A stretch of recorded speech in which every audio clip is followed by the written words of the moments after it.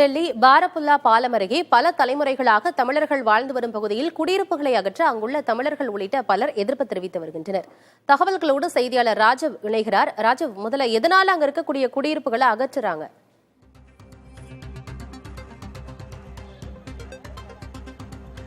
அனந்தி, தலைநகர் டெல்லியை பொறுத்தவரை சுமார் 16 லட்சத்திற்கும் மேற்பட்ட தமிழர்கள் வாழ்ந்து வருகிறார்கள்.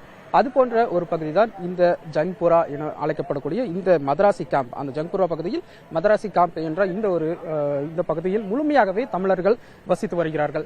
இவர்கள் கிட்டத்தட்ட 60 ஆண்டு காலத்திற்கு மேலாகவே இங்கு பல தலைமுறைகளாக வசித்து வரக்கூடிய நிலையில தற்போது அருகே இருக்கக்கூடிய பாரபுல்லா அந்த பாலம், அதே போல புதிய மெட்ரோ திட்டங்கள், கால்வாய் மறுசீரமைப்பு போன்ற இந்த விஷயங்கள், இந்த காரணத்தின் காரணமாக இங்க அருகே இருக்கக்கூடிய இந்த பகுதியை சேர்ந்த மக்களை மாற்று இடத்திற்கு அனுப்பும் நடவடிக்கையில் அரசு ஈடுபட்டிருக்கின்றது.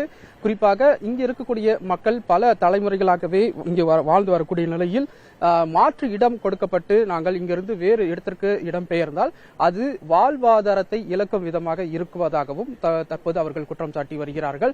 இதன் காரணமாகவே தொடர்ந்து அரசிடமும் அதே போல நீதிமன்றத்தை நாடியும் அவர்கள் பல்வேறு கோரிக்கைகளை முன்வைத்து வருகிறார்கள். உடனடியாக இந்த உத்தரவுகளை ரத்து செய்ய வேண்டும் என்ற ஒரு கோரிக்கையை முன்வைத்து இந்த மக்கள் தொடர்ந்து இங்கு காத்துக்கொண்டு இருக்கின்றார்கள். நாம் இங்கு பார்க்கக்கூடிய காட்சிகளை பார்த்தோம் என்றால் தெரியும். பல தலைமுறைகளாகவே இங்கு இருக்கக்கூடிய மக்கள் இங்கு வாழ்ந்து வருகிறார்கள். நம்ம அவங்கள்ட்டயே நேரடியாக கேட்போம், இது போன்ற இந்த பாதிப்புகள் இதன் மூலமா அவர்கள் ஏற்படக்கூடியவை என அவர்களிடமே நம்ம கேட்டு தெரிஞ்சுக்கலாம். அம்மா வணக்கம், உங்க பேர் என்ன சொல்லுங்க? கருப்பாய். நீங்க எத்தனை வருஷமா இங்க டெல்லியில வாழ்ந்துட்டு இருக்கீங்க? இப்ப உங்களுக்கு வேற இடத்துக்கு போக சொல்றாங்களே, என்ன சொல்றாங்க அரசு? நான் 50 வருஷமா இருக்கிறேங்க. 50 வருஷமா இருக்கிறோம். எனக்கு யாருமே இல்லை. நான் அண்ணா தேய்க்கிறேன். நான் எனக்கு ஒரு பிள்ளை இருந்துச்சு, அந்த பிள்ளை கூட செத்துருச்சு. இல்லை, நான் ஒண்டி தான் இருக்கிறேன். நன்றிம்மா. அம்மா உங்க பேர் சொல்லுங்க. நீங்க எத்தனை வருஷமா இருக்கீங்க? உங்க பேர் என்ன? இப்போ வேற இடத்துக்கு நீங்க போகணும்னு சொல்லிட்டு அரசு சொல்லியிருக்காங்க. ஏன் நீங்க என்ன சொல்றீங்க? நீங்க போறதுக்கு முடியுமா அல்லது வேற என்ன சொல்றீங்க? போகட்டேங்க. அங்க பூரா வேற இந்திக்காரங்களாம் இருக்கிறாங்க. அங்கெல்லாம் கொள்ளடிக்கிறவங்க. என் பேர் கஸ்தூரி எல்லாம். அதெல்லாம் நாங்கள் 50 வருஷங்க இருக்கிறோங்க. நாங்கள் எங்கள் பிள்ளைங்கள்லாம் எல்லாம் இங்கே பிறந்து இங்கே வளர்ந்துட்டு இங்கே படிக்குதுங்க. அங்கே எங்கே போக முடிவிட்டு வேற இடத்துக்கு போக சொல்றாங்கல்ல, ஏன் அவங்களுக்கு அந்த வசதியெல்லாம் அங்கே கிடைக்காதா? இல்லைங்க, அங்கே வசதி இருந்தால் அப்புறம் என்ன வேலை? நிறைய அனுப்புகிறாங்க எங்களுக்கு.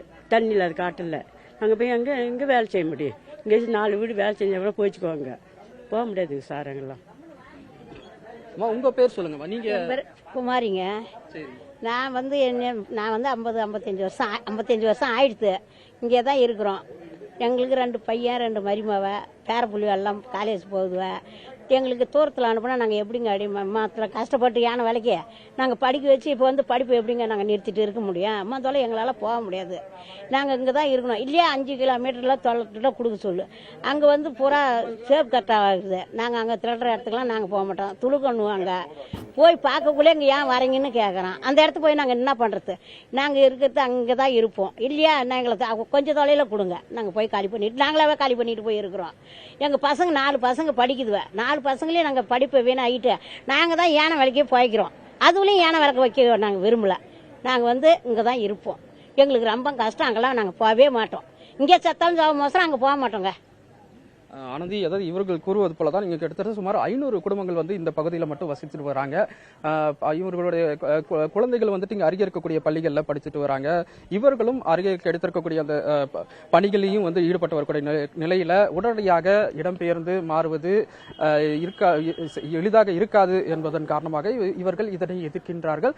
கூடுதலாகவே கேட்போம். சார் வணக்கம், உங்க பேர் என்ன? நீங்க எத்தனை வருஷமா இந்த பகுதியில் வசிச்சுட்டு வரீங்க? நான் 25 வருஷம் ஆகுது இங்க ஆனால் நான் வரதுக்கு முன்னிருந்தே இருக்கிறேங்க. இங்கே சுமார் ஒரு 50-55 வருஷ காலமாக 50-55 வருஷமாக இங்கே இருக்கிறாங்க. இப்போ என்ன பிரச்சனைனாக்கா, இங்கே இங்கேருந்து இப்போ நடக்கிற அரசு பிஜேபி அரசு எல்ஜி சொல்லிட்டவில்ல, இந்த இடத்த காலி பண்ணி ஆகணும் அப்படின்னு சொல்கிறவில்ல. அதுக்கு இங்கே சுமார் ஒரு 500 குடும்பம் இருக்குது. இந்த 500 குடும்பத்தில் 300 ஸ்கூல் பசங்க படிக்குதுங்க. இந்த ஸ்கூல் என்னன்னாக்கா இங்கேருந்து பார்த்தீங்கன்னாக்கா ஒரு 3 கிலோமீட்டருக்குள்ளே இருக்குது. இப்போ நாங்கள் இங்கேருந்து இடித்து விடுற இடம் எங்கன்னாக்கா இங்கேருந்து 50 கிலோமீட்டர் தொலைவு, நரேலான்ற ஊர்.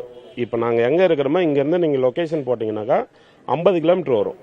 அங்கே போனோம்னாக்கா அங்கே ஸ்கூல் கிடையாது, ரெண்டாவது வந்து பஸ் வசதி கிடையாது, மூணாவது வந்து மருத்துவம் கிடையாது, தண்ணி கிடையாது அங்கே. அதோடு வந்து அங்கே பார்த்தீங்கன்னாக்கா திருட்டு மக்கள் நிறையா இருக்கிறாங்க. நம்ம தமிழ் மக்கள் போய் அங்கே போனோம்னாக்கா வாழ்வாதாரத்துக்கு யாரும் போய் வேலை செய்ய முடியாது, எதுவும் பண்ண முடியாது. இங்கே என்னன்னாக்கா சிலர் இவங்கெல்லாம் போய் வண்டி துடைக்கிறாங்க, இங்கே கடையில் வேலை செய்கிறாங்க, இந்த மாதிரி தான் செஞ்சுக்கின்னு இருக்கிறாங்க. இங்கே லேடிஸுங்கெல்லாம் பார்த்தீங்கன்னாக்கா வீட்டில் போயிட்டு வேலை செய்கிறாங்க. எவ்வளோனாக்கா ஒரு சிலர் வந்து 10,000க்கு ஒரு 12,000க்கு இந்த மாதிரி போயிட்டு வீட்டில் ஏன பணம் விலகுவாங்க, சாப்பாடு செய்வாங்க, தொடச்சி பெருக்கி அந்த மாதிரி தான் வேலை செஞ்சுன்னு இருக்கிறாங்க. இந்த வேலை வந்து அங்கே கிடைக்காது யாருக்கும். இங்கேருந்து அங்கே போயிட்டாக்கா எல்லாத்தையுமே நாங்கள் தெரிஞ்சு போய் பள்ளத்தில் உயிர மாதிரி தான். இதை வந்து என்னன்னாக்கா நம்ம தமிழ்நாட்டு எதிர்கட்சி தலைவர் கொஞ்சம் மோடி ஐயாவுக்கு எடுத்து சொன்னாக்கா கொஞ்சம் நல்லாயிருக்கும் எங்களுக்கு. ஏன்னாக்கா எங்கள் மக்களை இங்கே வச்சாக்கா கொஞ்சம் நல்லது.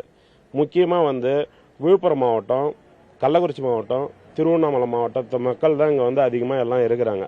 இவங்களுக்கு எல்லாத்துக்கும் ஒரு உரிமை வேணும்னாக்கா எங்களுக்கு அங்கே கொண்டு போய் கொடுத்தா எங்களுக்கு வாழ்வாதாரமே கிடையாது. பொதுவாக வாழ்வாதாரம் எதுவுமே இல்லை. அங்கே வேலை செய்ய முடியாது, எதுவும் பண்ண முடியாது.